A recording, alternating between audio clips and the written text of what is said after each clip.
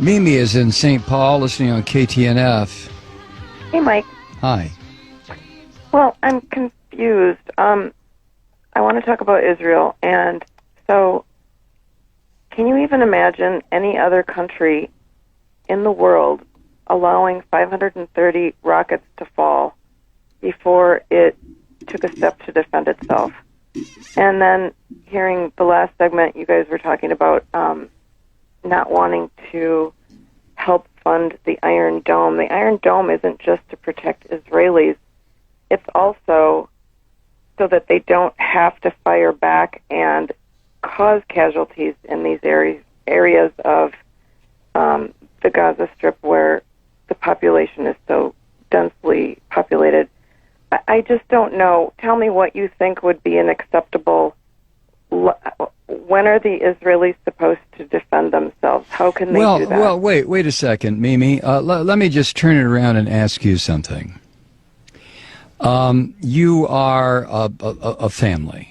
You have lived in St. Paul, Minnesota for your family and your antecedents for probably, let's say, 100 years. And all of a sudden, I show up on your doorstep, literally on your doorstep. And I say to you, Mimi, get out of this house. This is my house. Let me tell you why it's my house. It's my house because my religion says it's my house. Now get out.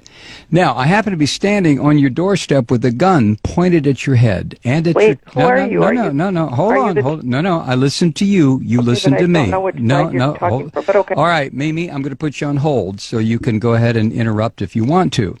But I'm standing on your front porch, and I order you and your family out of your house. And I tell you that it's my house, not your house. And the reason it's my house and my block and my neighborhood is because my religious belief says it's mine.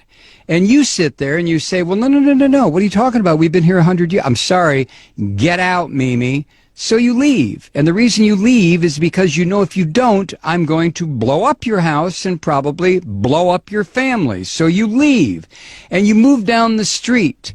And for the next 60 years, you sit there and you get very, very angry because I came into your house and told you to get out. So what you do, Mimi, you decide, well, I know what I'll do. I'm going to start throwing rocks at what used to be my house, and it'll break the windows. That'll make that damn Malloy move. So you start throwing rocks. And then I come outside and I say, Mimi, were you throwing rocks? And you look at me rather sheepishly, and that's when I level an RPG at you and your family and your house, and I pull the trigger, and all of a sudden, whoosh, you're all gone. Now, which is the terrorist? You tell me.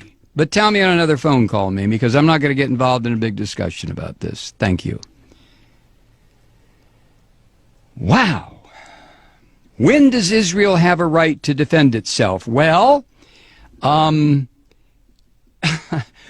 do I have a right to defend myself? I came in and took Mimi's house.